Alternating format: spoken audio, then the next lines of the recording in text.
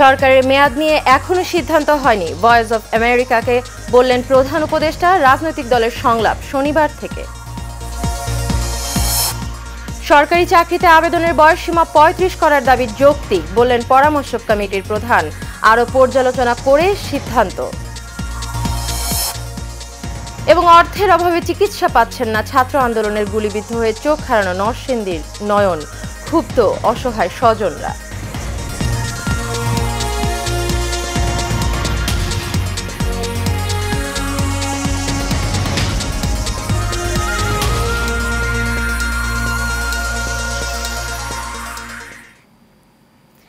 স্বাগত এশিয়ান নিউজের, সঙ্গে আছি অরণ্য বিনতি ইউনুস। এতক্ষণ শুনছিলেন বিআরবি কেবল ইন্ডাস্ট্রিজ লিমিটেড সংবাদ শিরোনাম।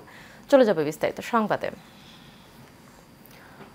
অন্তর্বর্তী সরকারের মেয়াদ নিয়ে এখনো কোনো সিদ্ধান্ত হয়নি বলে জানিয়েছেন প্রধান উপদেষ্টা ডক্টর মোহাম্মদ ইউনুস। জাতিসংঘের সাধারণ পরিষদে দেয়া ভাষণ শেষে যুক্তরাষ্ট্রের নিউ ইয়র্কে ভয়েস অফ আমেরিকা বাংলা সার্ভিসকে দেয়া সাক্ষাৎকারে একথা বলেন তিনি। এ সময় প্রধান উপদেষ্টা বলেন, বাংলাদেশের তরুণদের হাত ধরেই নতুন নেতৃত্ব আসা উচিত, তারাই এদেশের ভবিষ্যৎ রচনা করবে। বিস্তারিত নূর মোহাম্মদ ভুইয়ার রিপোর্টে। জাতিসংঘে ৭৯তম সাধারণ অধিবেশনে যোগ দিতে নিউ ইয়র্কে থাকার সময় ভয়েস অফ আমেরিকা বাংলা সার্ভিসকে সাক্ষাৎ দেন অন্তর্বর্তী সরকারের প্রধান উপদেষ্টা ডক্টর মোহাম্মদ ইউনুস। এক ধরনের বিচার করবেন, আরেক ধরনের বিচার করবেন, সেটার বিরুদ্ধেই তো কোনো। বাংলাদেশের আগামী জাতীয় নির্বাচন অন্তর্বর্তী সরকারের মেয়াদ নিয়ে প্রশ্নের জবাব দেন প্রধান উপদেষ্টা। মত দেন তরুণদের নেতৃত্বে আসার উপর। সরকার কখন মেয়াদ ঠিক করবে সেটা সরকারকে বলতে হবে। সরকার না বলা পর্যন্ত তো সেটা সরকারের মেয়াদ হচ্ছে না। মানে সরকার বলতে তো আমাদেরই বলতে হবে, আমাদেরকে বলতে হবে। আমাদের মুখ থেকে যখন শুনবেন তখন সেটাই হবে তারিখ। তাহলে উপদেষ্টা পরিষদ এখনো এই ব্যাপারে কোনো সিদ্ধান্ত নেই। আমরা আলোচনা করেছি কিন্তু সিদ্ধান্ত নেয়নি। তরুণদের হাতে ছেড়ে দেওয়া, আমি বরাবরই বলে এসছি এখানে দায়িত্ব পালন করার আগে থেকেই বলছি যে তরুণদের হাতে, কারণ তারাই তাদের ভবিষ্যৎ নিজেরা রচনা করবে। আমরা তাদের হয়ে রচনা যেটা করব সেটা ঠিক হবে না। তো কাজেই আমি মনে করি, আবারও মনে করি যে সারা বাংলাদেশের বিষয় নয়, সারা দুনিয়াতে তরুণদের হাতে দায়িত্ব দিয়ে দেওয়া ভালো। প্রতিবেশী ভারতের সাথে সম্পর্কের উন্নয়নের প্রশ্নে তিনি বলেন, দুই দেশের স্বার্থেই সুসম্পর্ক বজায় রাখা জরুরি। আমরা দুই প্রতিবেশী, এই প্রতিবেশীর মধ্যে সম্পর্ক ভালো না হলে কোনো জাতির পক্ষে এটা মঙ্গলজনক হয় না। তাদের জন্য মঙ্গলজনক হবে না, আমাদের জন্য মঙ্গলজনক হয় না। আমাদের দুজনেরই, দুই দেশেরই স্বার্থ হলো যে অত্যন্ত ঘনিষ্ঠ সম্পর্ক, মধুর সম্পর্ক গড়ে তোলা। রাষ্ট্রের গুরুত্বপূর্ণ সংস্কারগুলো সম্পূর্ণ করে একটি নিরপেক্ষ, সুষ্ঠু ও অবাধ নির্বাচন আয়োজন করাই সরকারের মূল লক্ষ্য বলেও জানান ডক্টর মোহাম্মদ ইউনুস। আপনার সামনের মূল লক্ষ্যটা কি? মূল লক্ষ্য হলো সংস্কার করা, একটা নির্বাচন দেওয়া, নির্বাচিত প্রতিনিধিদের হাতে ক্ষমতা হস্তান্তর করা। নূর মোহাম্মদ ভুঁইয়া, এশিয়ান টেলিভিশন, ঢাকা।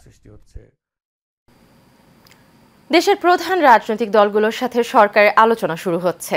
আগামী শনিবার থেকে দলগুলোর সাথে আলোচনা শুরু করবেন প্রধান উপদেষ্টা ডক্টর মোহাম্মদ ইউনুস।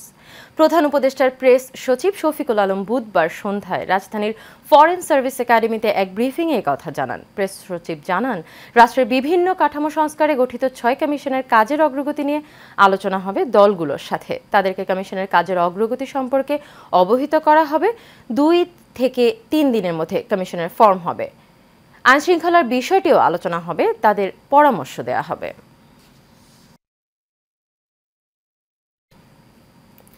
সরকারি চাকরিতে আবেদনের বয়সসীমা নির্ধারণের গঠিত কমিটির প্রধান সাবেক তত্ত্বাবধায়ক সরকারের উপদেষ্টা আব্দুল মুঈদ চৌধুরী বলেছেন, বিক্ষোভকারীদের দাবি যৌক্তিক, তবে বয়সসীমা কত হবে সেটি আরও পর্যালোচনা করে পরবর্তীতে জানানো হবে।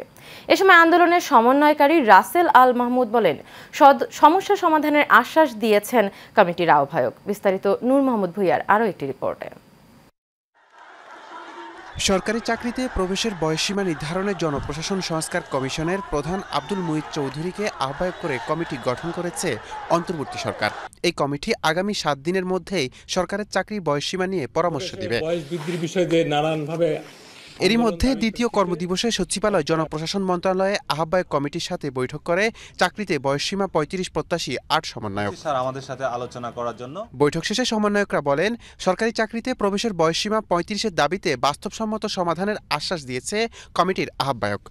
আমাদের যে দাবি যৌক্তিক, এই যৌক্তিকতার পক্ষে প্রত্যেকজন স্যার আমাদের কথা শুনেছেন এবং আমাদের দাবি যৌক্তিক।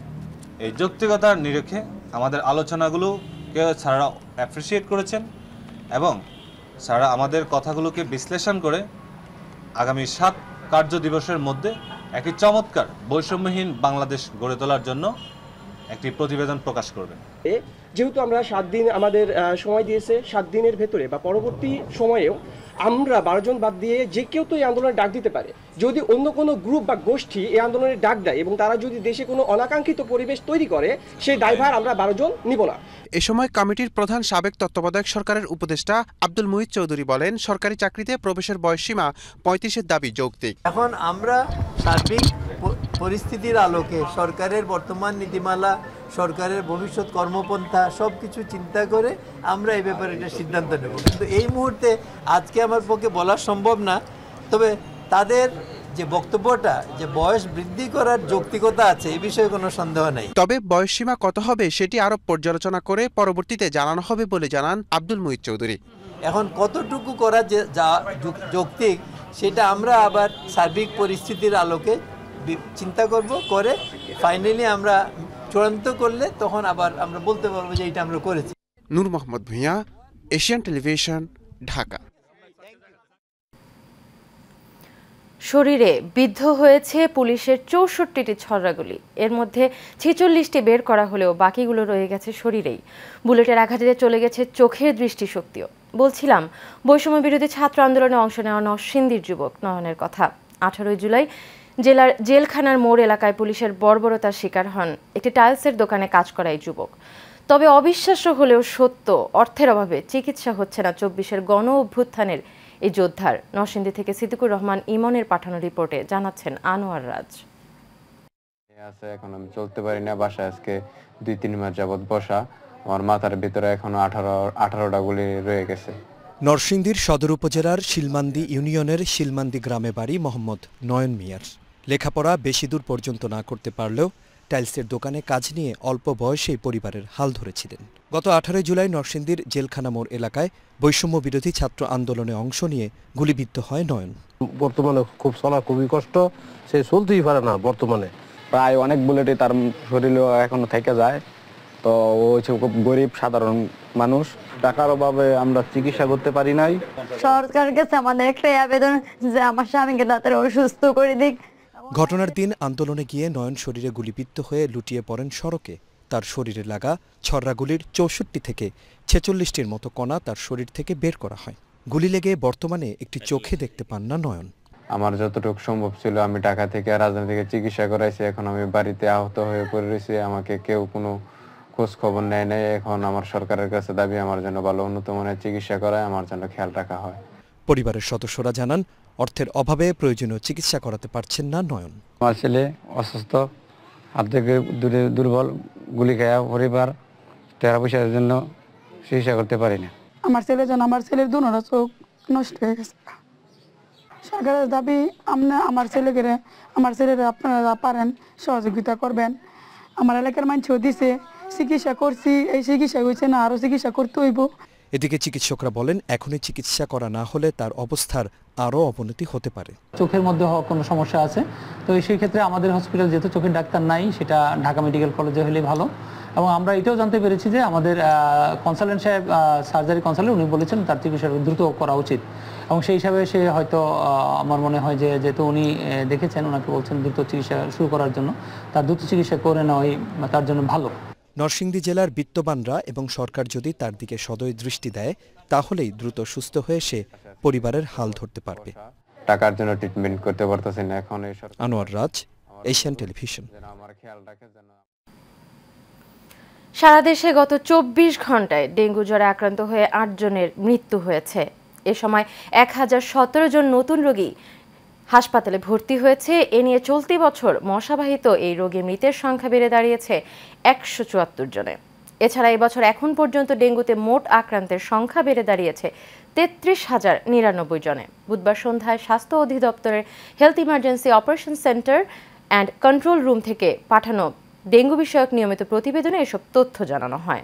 2023 সালের জুন মাস থেকে সারা দেশে ডেঙ্গু পরিস্থিতি ভয়াবহ আকার ধারণ করে। গত বছর দেশে 3,21,179 জন ডেঙ্গু রোগী হাসপাতালে ভর্তি হয়ে চিকিৎসা নেন। এর মধ্যে ঢাকায় 1,10,008 জন এবং ঢাকার বাইরে চিকিৎসা নেন 2,11,171 জন।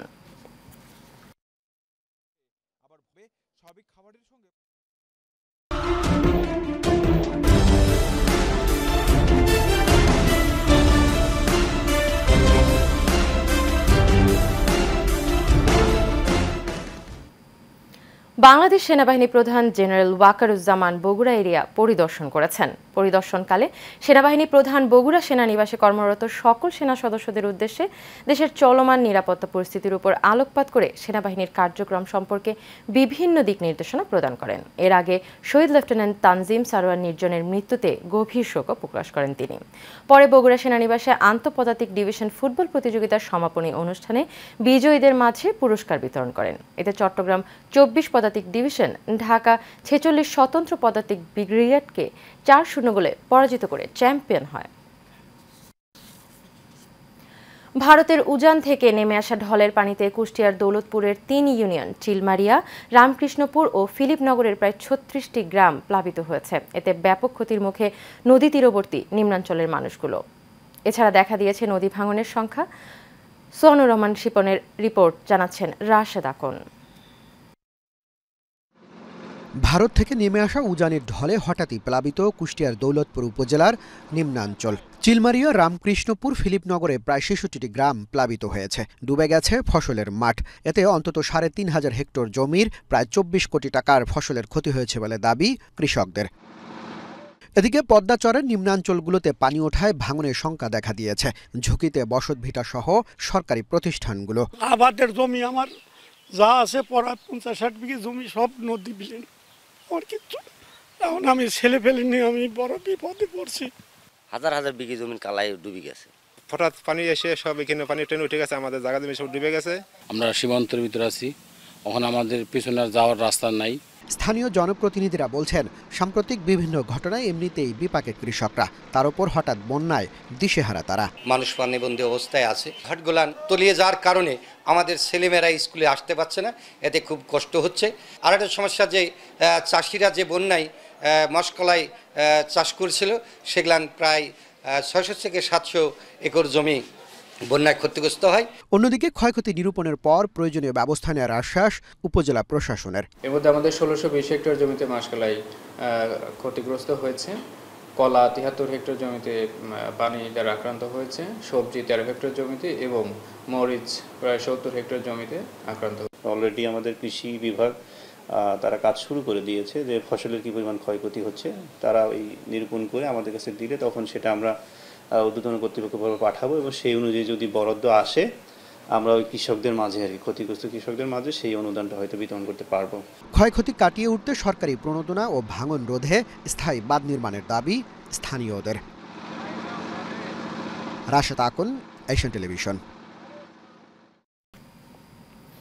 ইসলামী আন্দোলন বাংলাদেশ গাজীপুরের কাপাসিয়া শাখার উদ্যোগে গণসমাবেশ অনুষ্ঠিত হয়েছে। কাপাসিয়া বাসস্ট্যান্ড উপজেলা শাখার সভাপতি মাওলানা নুরুল ইসলামের সভাপতিত্বে এবং ওলামা মাশায়েক আইম্মা পরিষদ কাপাসিয়া শাখার সহ সাংগঠনিক সম্পাদক মাসুদুর রহমানের সঞ্চালনায় প্রধান অতিথি হিসেবে উপস্থিত ছিলেন সংগঠনের কেন্দ্রীয় সিনিয়র নায়েবে আমির মুফতি মোহাম্মদ ফয়জুল করিম। এছাড়াও কেন্দ্রীয় যুগ্ম মহাসচিব গাজী আতাউর রহমান, ইসলামী যুব আন্দোলন কাপাসিয়া শাখার সাংগঠনিক সম্পাদক HM হাফিজুল ইসলাম সহ অন্যান্যরা উপস্থিত ছিলেন। এ সময় বক্তারা ছাত্র বিপ্লবের শহীদ ছাত্র হত্যাকাণ্ডের বিচার সহ 4 দফা দাবি পেশ করেন। রংপুরের তারাগঞ্জে সহকারী প্রাথমিক শিক্ষকদের 10ম গ্রেড বাস্তবায়নে 1 দফা দাবিতে মানববন্ধন করা হয়েছে। তারাগঞ্জে প্রধান শিক্ষক হরিপদ রায়ের সভাপতিত্বে মানববন্ধনে বক্তব্য রাখেন প্রধান শিক্ষক সুজানুর রহমান, মামুনুর রশিদ, শামসুদ্দিন, প্রশান্ত সহকারী সহ আরও অনেকে। পরে নির্বাহী অফিসার রুবেল রানার হাতে স্মারকলিপি প্রদান করেন শিক্ষকরা।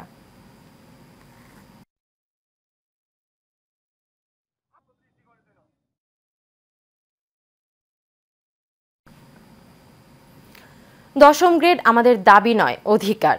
এই স্লোগানে কুড়িগ্রামের চিলমারিতে সহকারী প্রাথমিক শিক্ষকদের 10ম গ্রেড বাস্তবায়নের দাবিতে মানববন্ধন করা হয়েছে। উপজেলা পরিষদ চত্বরে প্রাথমিক বিদ্যালয়ের সহকারী শিক্ষকরা এই কর্মসূচির আয়োজন করে। তবে এতে বক্তব্য রাখেন প্রাথমিক সহকারী শিক্ষক সমাজের সভাপতি AKM মুখলেসুর রহমান মাসুম, সাধারণ সম্পাদক মোহাম্মদ জাহিদুল হাসান পলাশ, সাংগঠনিক সম্পাদক রবিউল ইসলাম সহ সহকারী শিক্ষক ASM শহীদুল ইসলাম, সংগ্রাম সহ আরও অনেকে। পরে তারা উপজেলা নির্বাহী অফিসার ও উপজেলা শিক্ষা অফিসারের কাছে প্রধান উপদেষ্টা বরাবর স্মারকলিপিও প্রদান করেন। নোয়াখালীর সেনবাগে ৬ শতাধিক স্কুলের ছাত্রের মাঝে কলম এবং মিষ্টি বিতরণ করেছে উপজেলা ছাত্রদলের যুগ্ম আহ্বায়ক ওমর ফারুক শাকিল। বিএনপির জাতীয় নির্বাহী কমিটির সদস্য আলহাজ কাজী মফিজুর রহমানের নির্দেশনায় ও বিএনপির নেতা ভিপি মফিজুল ইসলাম এবং উপজেলা ছাত্রদলের সদস্য সচিব ওয়ালিদ বিন আদনান, উপজেলা যুবদলের সদস্য সচিব সালে আহমেদ সুমন, উপজেলা যুবদলের সাবেক যুগ্ম আহ্বায়ক আরমান হোসেন সুমন, সভাপতি যুব দল যুগ্ম আহ্বায়ক গাজী আসগর উদ্দিন শিবলু, উপজেলা স্বেচ্ছাসেবক দলের সদস্য সচিব সালে আহমেদ সুমন, যুগ্ম আহ্বায়ক আলাউদ্দিনের সার্বিক সহযোগিতায় মিষ্টি বিতরণ করা হয়। শতভাগ বিভাগীয় পদোন্নতি সহ সরকারি শিক্ষকদের ১০ম গ্রেড এবং প্রধান শিক্ষকদের ৯ম গ্রেডে বেতন নির্ধারণ করার দাবিতে মানববন্ধন এবং স্মারকলিপি প্রদান করা হয়েছে। বুধবার বিকেলে কালিয়াকৈর উপজেলার শাখা প্রাথমিক শিক্ষক সমিতির উদ্যোগে উপজেলা চত্বরে মানববন্ধন করেন সহকারী শিক্ষকরা। পরে উপজেলা নির্বাহী কর্মকর্তার নিকট স্মারকলিপি প্রদান করা হয়। এ সময় উপস্থিত ছিলেন কালিয়াকৈর উপজেলা প্রাথমিক শিক্ষক সমিতির সভাপতি আনোয়ার হোসেন, সাধারণ সম্পাদক আরিফ দেওয়ান, অর্থ সম্পাদক নুরুজ্জামান বাদশা সহ উপজেলার সকল সহকারী শিক্ষকবৃন্দ।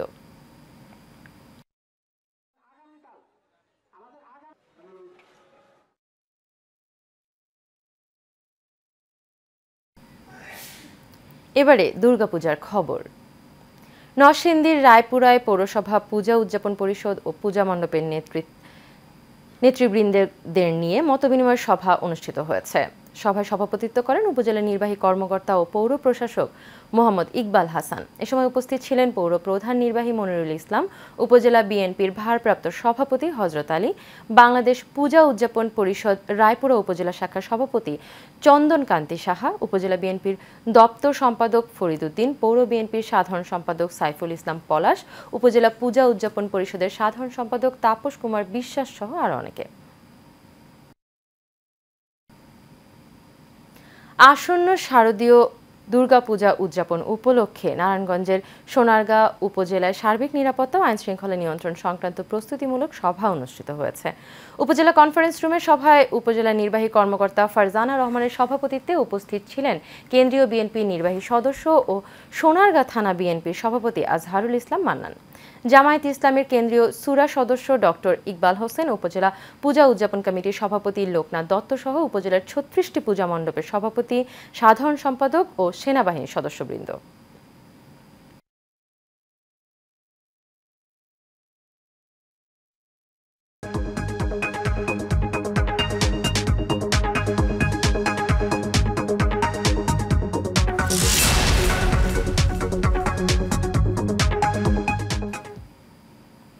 গাইবান্ধার সুন্দরগঞ্জে বাঁশ দিয়ে দৃষ্টিনন্দন পণ্য সামগ্রী তৈরি করে এলাকায় সাড়া ফেলেছেন তরুণ উদ্যোক্তা মহিদুল ইসলাম। বিভিন্ন হোটেল, রিসোর্ট, বাসাবাড়ি থেকে শুরু করে ঘর সাজাতে শৌখিন প্রেমীদের মধ্যে মহিদুলের হস্তশিল্পের বেড়েছে কদর। তার এই উদ্যোগ অনেক উদ্যোক্তাকে অনুপ্রেরণা যোগাচ্ছে। গাইবান্ধা থেকে সাইফুল ইসলাম সাগরের প্রতিবেদন, জানাচ্ছেন আনোয়ার রাজ। গাইবান্ধার সুন্দরগঞ্জ উপজেলা থেকে প্রায় ১২ কিলোমিটার পশ্চিমে বামনডাঙ্গা ইউনিয়নের রামধন এলাকা, যেখানে তরুণ উদ্যোক্তা মহিদুল নিজ বাড়িতেই গড়ে তুলেছেন স্বপ্নচূড়া বাঁশ শিল্প কর্নার নামে একটি হস্তশিল্পের ঘর, যেখানে নিপুণ হাতের ছোঁয়ায় বাঁশের ওপর খোদাই করা দৃষ্টিনন্দন ছবি সহ শোভা পাচ্ছে বাঁশের তৈরি বিভিন্ন শোপিস, গ্লাস, মগ, কেটলি, উপজাতীয় হুকা, ফুলদানি, কলমদানি সহ বিভিন্ন রকমের জিনিসপত্র। বাদ পড়েনি নারী সৌন্দর্যের অলংকার, কানের দুলো। উদ্যোক্তা মহিদুল ইসলাম জানান, বাবার কাছ থেকে শিখেছেন এই শিল্প। এখন লোকবল ও প্রশিক্ষণের ব্যবস্থা করা গেলে এই শিল্প আরও সম্প্রসারিত করবেন তিনি। বাঁশ দিয়ে এমন কিছু নেই যে তৈরি করা সম্ভব না, বাঁশের আর কি যাবতীয় সামগ্রী তৈরি করা সম্ভব এবং সেগুলো ব্যবহার উপযোগী। তো আমার চাই যে আমাদের প্রোডাক্ট দেশে এবং দেশের বাইরে সুনাম অর্জন করবে। স্থানীয় ও দর্শনার্থীরা জানান, দৃঢ় সংকল্প আর ইচ্ছাশক্তির মধ্য দিয়ে নিজের প্রতিভাকে বিকশিত করেছেন মহিদুল। তাকে দেখে আগ্রহী হচ্ছেন আরও অনেক বেকার যুবক। এটা দিয়ে ব্যাপক কর্মযোগ্য সৃষ্টি করতে পারবে, যার মাধ্যমে এলাকার বেকারত্ব দূর হবে। আর এই বাঁশ শিল্প ইতিমধ্যে সারা দেশে আমাদের এলাকাতে বটে এবং সারা দেশের ব্যাপক সাড়া জুগিয়েছে। বাঁশ শিল্প যেখানে হারিয়ে গিয়েছে সেখানে উনি নতুন করে সেটাকে আসলে তৈরি করে আমাদের সামনে দাঁড় করিয়েছে। বাঁশ দিয়ে দৃষ্টিনন্দন পণ্য সামগ্রী তৈরির এই শিল্পের সম্প্রসারণে সহযোগিতা করার কথা জানান সুন্দরগঞ্জ উপজেলা নির্বাহী কর্মকর্তা। যদি তারা এখানে আরও উদ্যমী লোক বা আরও আগ্রহী লোক পাওয়া যায়, সেখানে দল গঠন করে 20 জন বা 30 জনের এরকম দল গঠন করে তাদেরকে আমরা প্রশিক্ষণের ব্যবস্থা করব। এলাকায় কর্মসংস্থান ও এই বাঁশ শিল্পকে বাঁচিয়ে রাখতে সরকারের পক্ষ থেকে প্রয়োজনীয় সহযোগিতার দাবি এই উদ্যোক্তার। আনোয়ার রাজ, এশিয়ান টেলিভিশন।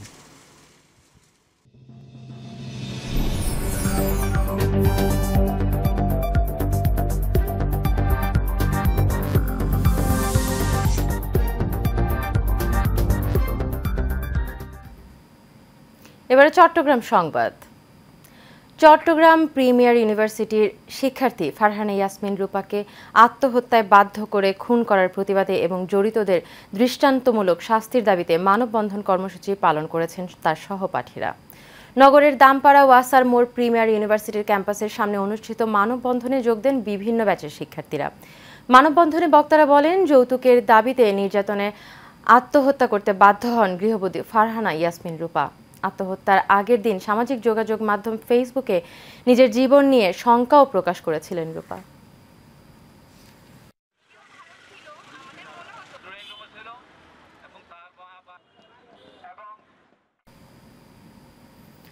পিতৃপক্ষ শেষে দেবীপক্ষের সূচনা লগ্ন মহালয়া উপলক্ষে গোলপাহাড় মহাশ্মশান পরিচালনা পরিষদ এর উদ্যোগে গোলপাহাড় মহাশ্মশান কালী মন্দিরে দিনব্যাপী বিভিন্ন অনুষ্ঠানমালার আয়োজন করা হয়। সমবেত কণ্ঠে গীতা পাঠের মাধ্যমে অনুষ্ঠানে শুরু হয়। মহালয়ার আগমনী সুরে চণ্ডী পাঠে অংশ নেন অধ্যাপক জয়প্রকাশ দে, সৃজন রায় সহ অনেকে। সাংস্কৃতিক সম্পাদক শ্রী দিলীপ দাসের সঞ্চালনায় অনুষ্ঠানে সভাপতিত্ব করেন শ্রী দোদুল কুমার দত্ত সহ আরও অনেকে। শেষ করবো এশিয়া নিউজ, তবে যাবার আগে বিআরবি কেবল ইন্ডাস্ট্রিজ লিমিটেড সংবাদ শিরোনামগুলো জেনে নেব আরও একবার।